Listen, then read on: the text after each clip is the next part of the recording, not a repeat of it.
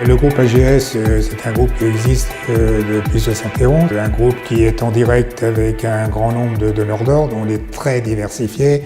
On travaille dans l'aéronautique, dans le ferroviaire, on a des normes 9001, 9100, 15085. On s'est rendu compte que dans la sous-traitance, il fallait se diversifier et aller dans des créneaux. Et quand on a découvert que la fabrication additive existait, cela de par nos clients, nos grands donneurs d'ordre, tels que Airbus, Safran ou Thales, des pièces que ces donneurs d'ordre réalisaient en fabrication additive et que l'on usinait, nous, par la suite.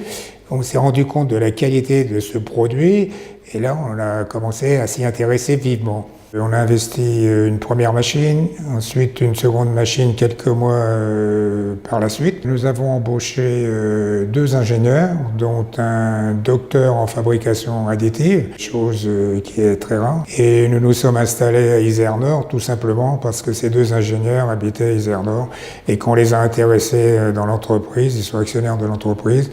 Et pour nous, c'était la meilleure solution de les fidéliser. Puis, en 2 ans pratiquement, on s'est rendu compte que grâce à nos clients, il y a beaucoup d'intérêt et beaucoup de gains à faire au niveau du poids, au niveau de la réactivité. Si vous voulez une pièce très rapidement, la fabrication additive, c'est l'idéal.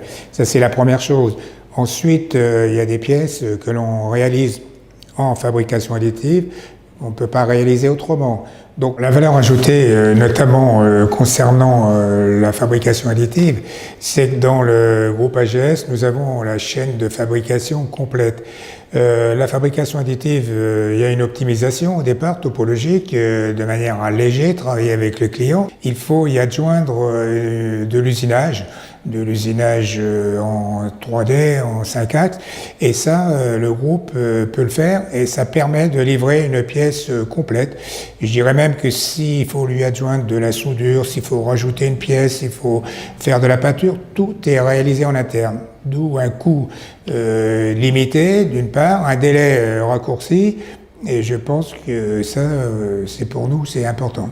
On a des partenariats avec des universités, avec des grandes écoles, avec des centres de recherche. Donc pour moi, c'est ça la solution, hein. C'est de ne pas rester isolé, c'est d'essayer de travailler en groupe avec des gens complémentaires. Nous, on est en contact régulièrement avec ces fabricants de machines et on sait que ça va évoluer à une vitesse grand V. C'est-à-dire qu'on va gagner en volume, on va gagner en capacité, on va gagner, disons, en qualité. Pour moi, il va y avoir un bouleversement au niveau manière de travailler dans l'industrie, enfin, dans la sous-traitance notamment, dans l'usinage, parce que tout est en train de changer à l'heure actuelle. Donc si vous ne prenez pas le train en marche, vous restez sur les quais, c'est clair. Hein.